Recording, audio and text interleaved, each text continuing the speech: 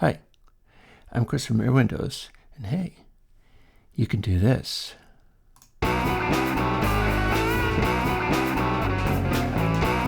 Oh wait,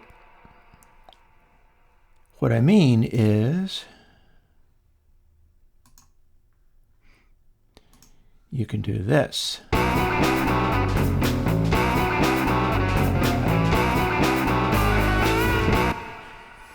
Because this is CONSOLE 8, and I'm going to show you how those differ.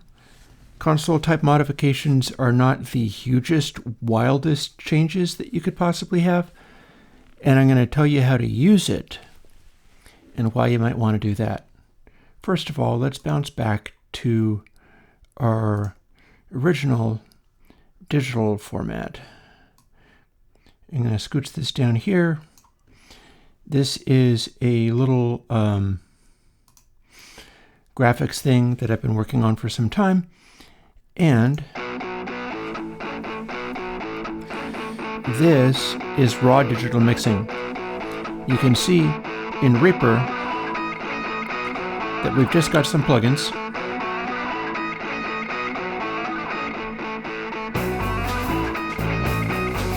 And we've got music coming along. It's a sort of rocky kind of thing, but it's assembled kind of like drum and bass or jungle. But that's another story. Point being, we've got these audio clips here. And the meter shows you where the energy goes. This is a raw digital mix. What's happening here is it's kind of all over the map.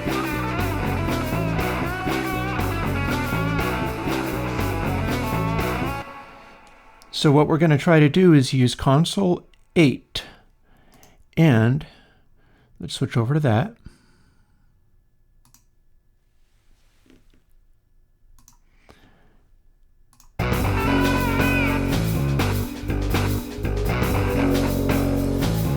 You can see that even on the meters, we're getting a different behavior.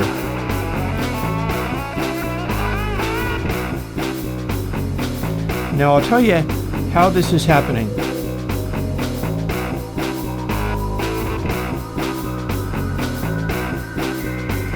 You can see the console stuff in here.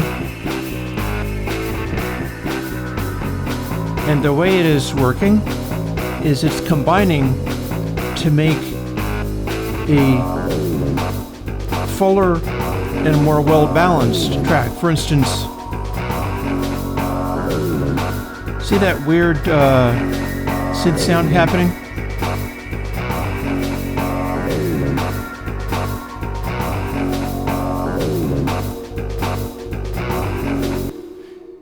And what we have in there is the synth sound coming in, and this is a meter, and the dark gray sound is it getting louder and denser, but it's still blending with things. However, if I go to the raw digital form, which is, high resolution, this is not distorted in any way.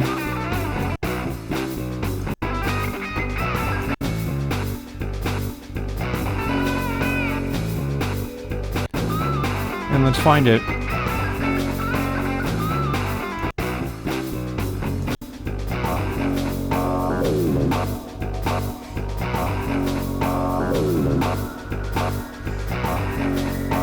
We have our raw digital version.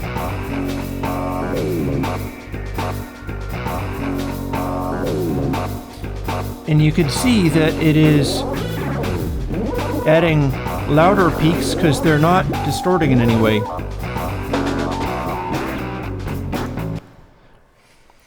And we've got this these loud peaks on the snare coming in.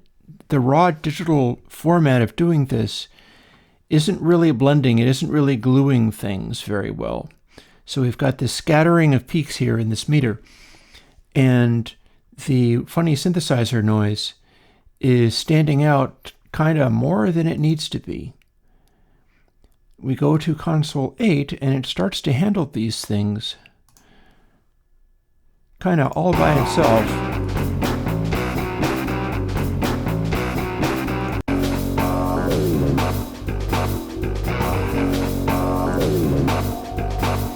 And this is just on a meter.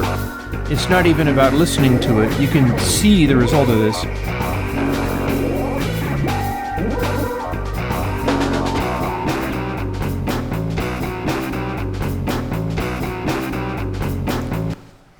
Now, how is this done? Console has always been about a process of distorting and then complementary undistorting. And you're probably going to want to know how that works. You might also want to know why the colors of these look the way that they do, and that is because I have set this particular one up so that it works with a little toy that I got, the TXX mixer, which I'm using as a MIDI controller, and when I am traveling I should also be able to record with it and stuff, and the headphone output of it seems to sound pretty good too, but that's a whole other story. Here's how Console works. Let me shut off the meter for the moment. We'll zoom into the Console system. At this point, I've got Console boiled down to a very simple formula. And the way that the new version works is easy to explain and should be pretty easy to understand. You've got in and out in any given location. And we've got channels, and then we've got subs, and then we've got buses all the way over. I might have to scan around in post-processing a little bit to show you what is going on here. But the channel in goes the first thing on the channel. The channel out is the last thing on the channel, and it contains a fader. The fader is unity gain at 0.5. Turn it up and it's boosting, turn it down and it's attenuating. It's running a couple of stages of console-style distortion. This is not dissimilar to what Console 7 Cascade or Console 7 Crunch did. In this case, it's designed from the get-go. Everything works the same way. Everything is approached the same way and is really straightforward. But there's a lot of interesting stuff going on behind the hood that you can check out. The inputs on the channels contain a kind of high-pass filter that doesn't exist anywhere else. And I did this because, as usual, anytime I'm in a conversation on the internet with Paul Frindle, he tends to drop brilliant ideas all the time. And one of the things that he mentioned was in analog processing, in analog mixing desks, there's high passes all the way along, which is quite true. But I hadn't built it in until Console 8. And it's not just a regular high pass, because it's a weird Airwindows style high pass that I don't think actually exists in anything that I've currently got, but I feel that it's set up, it was designed in context of the entire system. So you need to use this setup the way that it goes. You need to use the channel in and out on all the channels. All the channels have to feed a sub. You use the console in sub in and out on the sub. You can also use that, as you might see here, for reverberation and things. But everything's got to run through a sub on its way to the mix bus, and then you have console bus in and bus out on the mix bus. In anything of this nature, you can put plugins like you can see in the mix I've got here. I've got Fire Amp on the guitars, and the subs, I've got a couple of reverb subs. Those have Galactic and Verbity and Seriously 2 on there. I've got a channel with a plugin called Fury 800. That's a full bucket synthesizer, so it's a soft synth. I'm going to be working more with soft synths than other people's soft synths. And that goes before Console 8 channel in because it's a sound generator, much like if you recorded something. And on the master bus, I've got monitoring, which is, I'll tell you later why that has been disabled. It's showing up as disabled. And Airwindows just toy example, which is the meter that you saw. And those are after CONSOLE8 bus out because they're not part of the processing. They're either a meter or monitoring was how I was dialing these mixes in to sound similar to each other. There is the high passing on the input plugins. And it's set up so that you're still getting deep bass, but it does an interesting thing with it. It's bringing the bass out and giving it more size and scale. And I believe this is phase shift effects on the bass, but it's an unusual high pass filter. So it brings its own tone. And then all of the outputs, other than the bus output, of course, are doing a kind of distortion.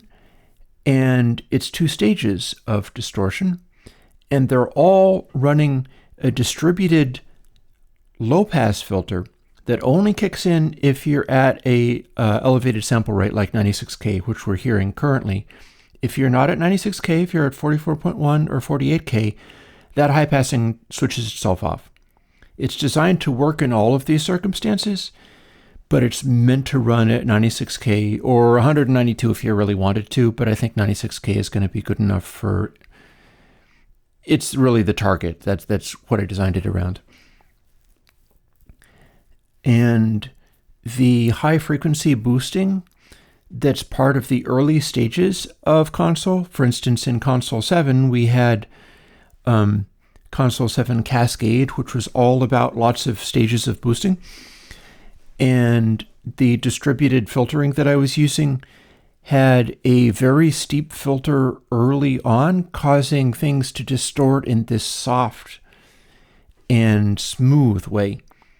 Well, in this case, the way that those filters are arranged, the first filter, which is on the CONSOLE8 channel in, is not actually a super steep filter.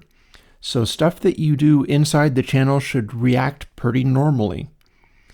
And then when you go to CONSOLE8 channel out, you hit the steepest filter in the entire system, and the distortion of the channels is designed to have that smooth quality. So you can also boost it to exaggerate things if you want. And that's not all. There's also a high frequency filtering thing, which went through a bunch of iterations. And it's like a very subtle softening effect to emulate analog circuitry. And that is in place on all of the outs, the channel out and the sub out. And the bus in, again, is continuing the distributed filtering effect that we've got here. And it's doing the low-pass filtering to minimize aliasing. And it's also doing that high-pass filtering, which gives it a slightly bigger, fuller, heavier low end, but cuts out unrealistic digital subsonics. There is a degree of high passing in all of this. And so the subsonics get minimized, which isn't always the case with digital mixes. Your lows can sneak up on you and do really useless things, but using CONSOLE8 they won't. It becomes much more focused, much more impactful. And then lastly, the bus out. It's not doing stages of the distortion in the same way that the channel and the sub outs do, although it does have a degree of kind of like 2B fatness, and it's the sine wave stuff that I do, where a sine function gives you the softest overdrive that you can possibly have. And I've used it in a lot of different things, and it generally sounds good to people. But it doesn't stop there, because the reason I have monitoring disabled in this mix is because bus out is a final output solution. Bus out has a fader. Here, I'll show you. Here's bus out's fader. I've got it assigned to one of the faders on the little tiny MIDI controller that I've got. And using any kind of MIDI controller to control all these things is, I think, a great idea. You should not be doing this with a mouse and looking at the numbers. You should be doing this by ear and manipulating something with your hand.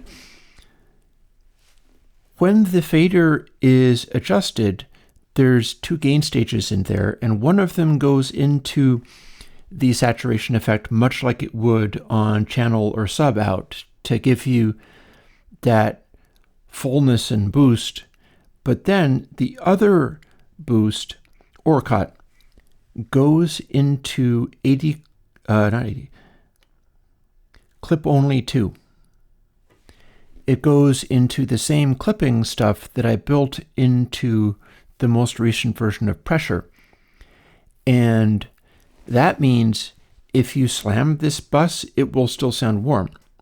The highs are absolutely not going to get edgy and digital sounding.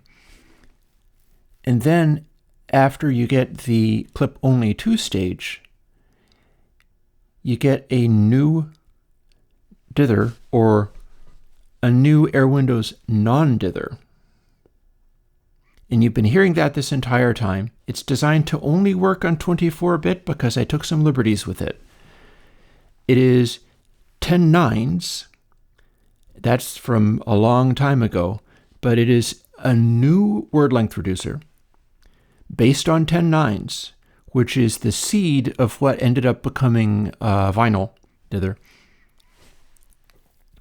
driving Airwindows Dark.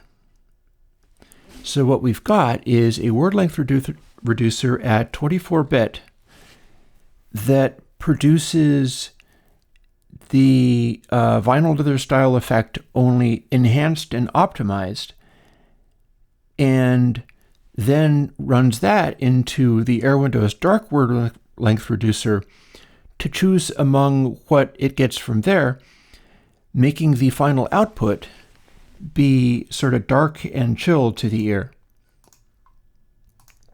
And the whole thing put together sounds like this. The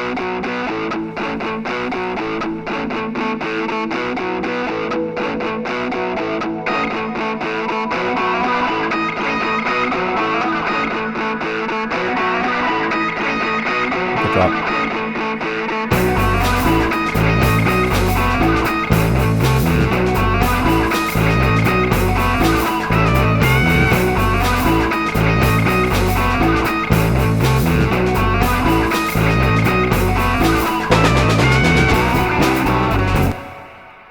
Now let's take a moment and switch back to regular digital mixing. And yes, we will save that. I don't think I changed it too much. This is what the regular digital mix sounds like without any of that stuff.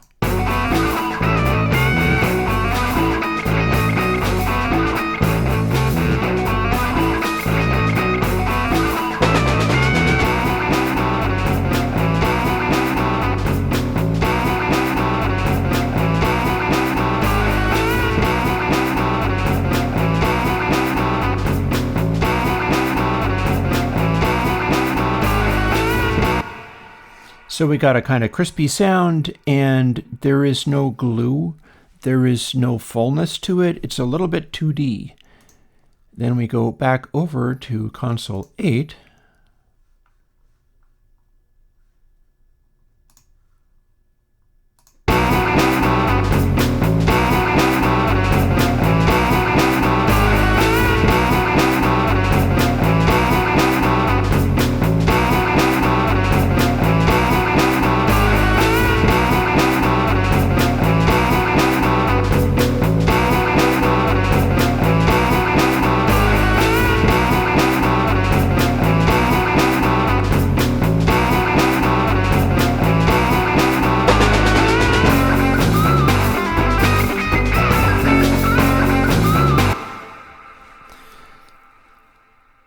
And there you have it, really.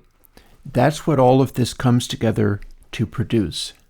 I'm taking a set of tracks, and it's weird music, but when I put the actual song out, it's just a little jam that I threw together.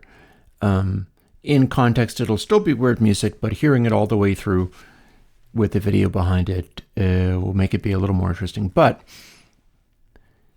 those drums are not the kinds of drums that you can easily do in the DAW only format. They wind up sounding a little bit small if you don't have that console thickening and distorting and the ability to pack that much energy into a really brief little instance of time. And the high passing causing the lows to hit more aggressively, and the spatiality being added to it all. Essentially, this is a plugin set that I did for me because I need to work with this kind of stuff and get back into doing more music and running with that. And CONSOLE8, even though I had lots of interesting variations on it, wasn't really giving me everything that I wanted.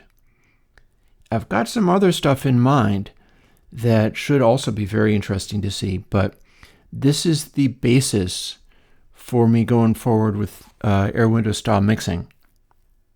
And so can you, because Airwindows CONSOLE8 is free. That's because it's Patreon supported, and I've had the Patreon going for a goodly number of years now. It's like maybe a little over half the amount of time I was selling stuff for $50 a pop off Kagi shareware, because I did that for some time. And back in the day, although I didn't have elaborate copy protect things or anything like that, I was still pretty chill about stuff like that. You had to buy the plugins one at a time from a digital download service that Kagi ran, and you had to pay $50 each. It gave you a permanent license to it, but you had to pay to get your hands on the plugin.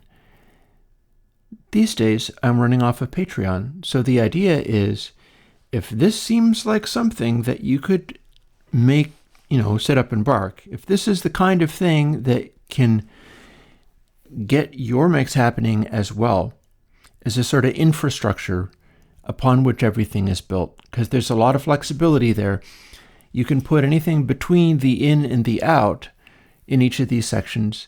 The overall mix topology goes, first you got to do the channel, and this in the beginning and out in the end. And then you got to do a sub, and it's in the beginning and out in the end. And anything that you're doing in terms of a reverb bus or whatever can also be in a sub. And all of the subs feed the master channel. And it's bus in the beginning and bus out in the end. And once you've got bus out, you're done. You don't put an additional... I'm going to come out with the new version of monitoring that I don't have to disable, which will go to its basic setting and not do anything to the sound. Because both of the versions of monitoring that I have out apply a dither to everything. But that's no longer necessary because CONSOLE8 bus out is a final output thing, and it will give you the clip only too, so you can, if you needed to get stuff loud or have something come across very, very loud, you'd be able to push it that way. You can also push the subs, you can also push the channels. This particular thing that I'm doing is sort of designed to get what I consider an optimal balance, optimal loudnesses. And what you saw in the metering stuff illustrates where I'm going with that kind of stuff. But you don't have to use it that way. You can slam everything to make everything really loud if you want, and it should handle that pretty gracefully as well. The one exception is, much like a big old classic analog console, you don't get to put hyper super bright stuff through the entire chain and have it come out the end as if it's just a regular DAW. So you need to have your bass be louder than your 20 kilohertz cymbals and things. And I think that's actually good. Like, use it as, use your ears with it, and it should give you a big full mix that covers whatever bases you'd want to do with it. And again, Patreon supported, so it is yours to have right now, and you can replace Console 7 or whatever else you were doing and set up Console 8 the way that I've repeatedly described again. In is the first in the thing, out is the last thing on the thing. And there's a channel version, there's a sub version, there's a bus version. All channels have to go into subs, all subs have to go into bus. That's pretty simple. And then you use the controls to adjust the volumes. Because again, you need a unity gain between each set of stages. I really hope you like it.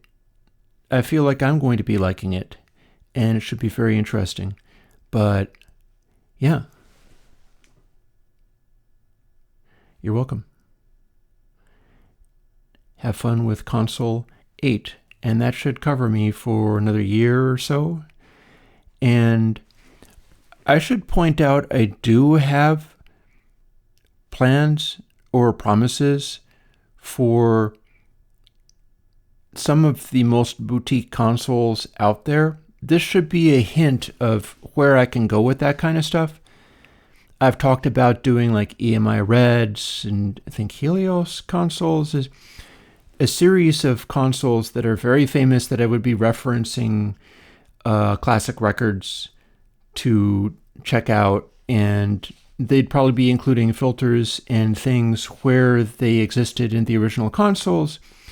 Those are Patreon rewards. And we might not be talking about getting to Patreon rewards right at the moment because things are tough for a lot of people. I mean, I've had to drive to the airport and back fairly recently, and with the price of gas.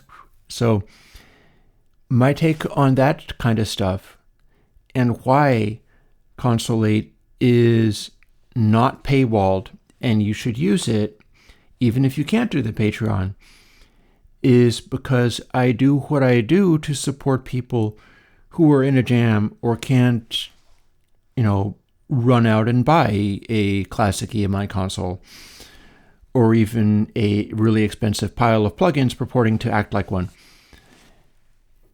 So Console 8 is here for you now. And the promises I've made about doing other versions of Console, those are extended Patreon rewards for if I get to different thresholds and improve things, and this is not the time to worry about that. What I'm going to be doing right now is making more plugins and keeping a flow of things happening the best that I can, while I split my time between Vermont and way high up in Canada, because that still is a thing. You'll see me going back there in not very many months. And yeah, I hope you get something out of the work that I've been doing for you. Bye-bye.